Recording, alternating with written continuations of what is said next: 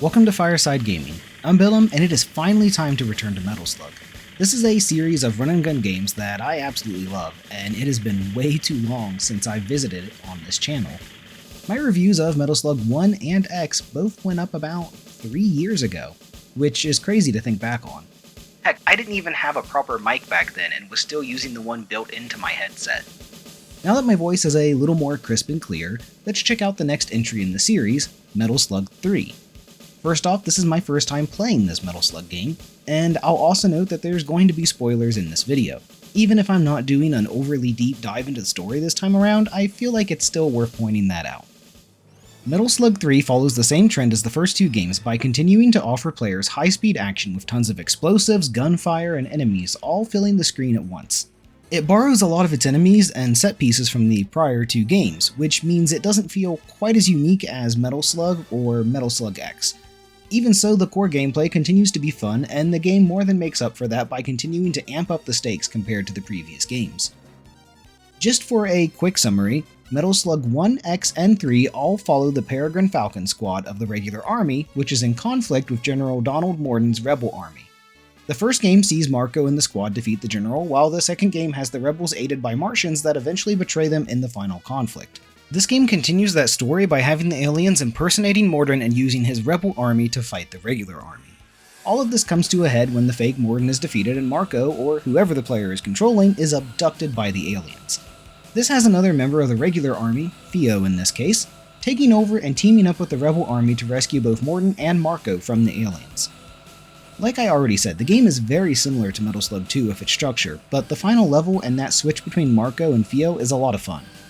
It all comes together with rockets launched into space to defeat the aliens, flying around with jetpacks, killing evil zombie-like clones of Marco, and escaping the alien ship only to have to fight against one last giant alien while falling to the surface of the Earth.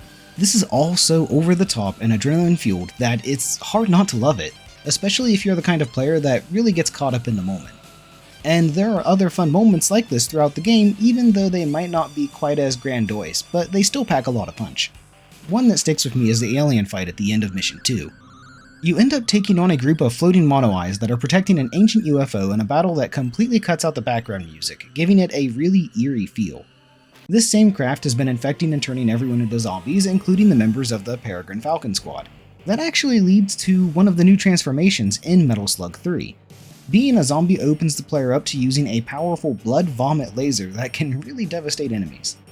Sticking with what else is new in this game, there are also extra types of levels and transportation, like frantically fighting off submarines underwater or taking flight with a jetpack after your plane or helicopter is shot down. There's even this fun little animation of running along the ground with the jetpack if you go low enough. This is a perfect example of how detailed the sprites are in the Metal Slug series, and while much of the assets in Metal Slug 3 are reused from the first two games, that doesn't change the fact that what's added here is great and builds on the already amazing sprite art of those first two entries. We also still have plenty of fun tracks to listen to throughout the game. Just like with its art, Metal Slug has its own style of music and sound effects that perfectly complements the tone of the series.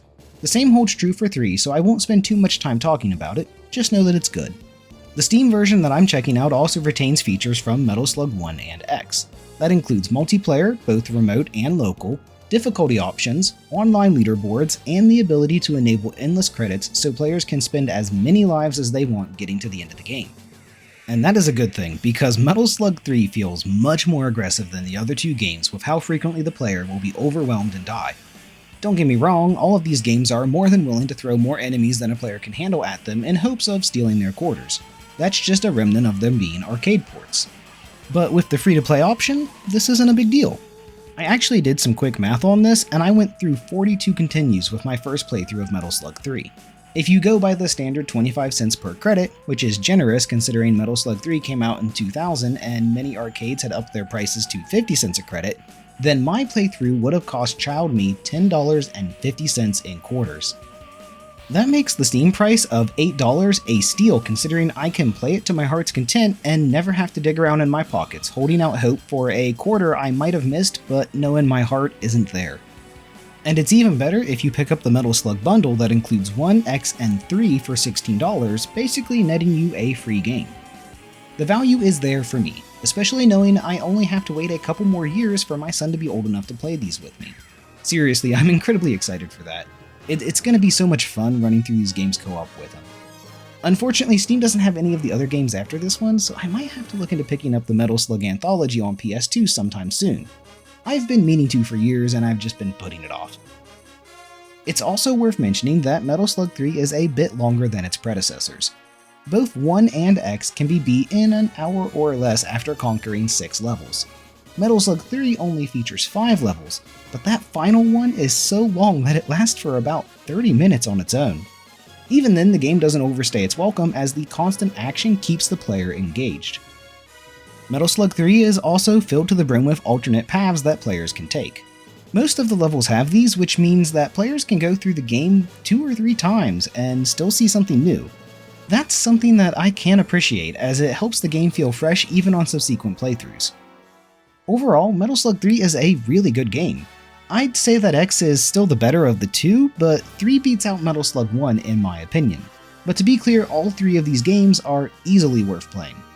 It's the kind of addictive gameplay that can have me sitting down and playing through all of them in an afternoon and then wondering where my time went. And any game that can do that gets a thumbs up from me. I'm glad I finally checked out this game after almost exclusively making longer videos last year. And the flexibility that I feel from this free flow schedule for 2024 is already working out well for me. It leaves me more time to get invested and feel passionate about a game while crafting its review. That's something that I hope to keep going forward. Thanks for checking out my review of Metal Slug 3, and until next time, take it easy.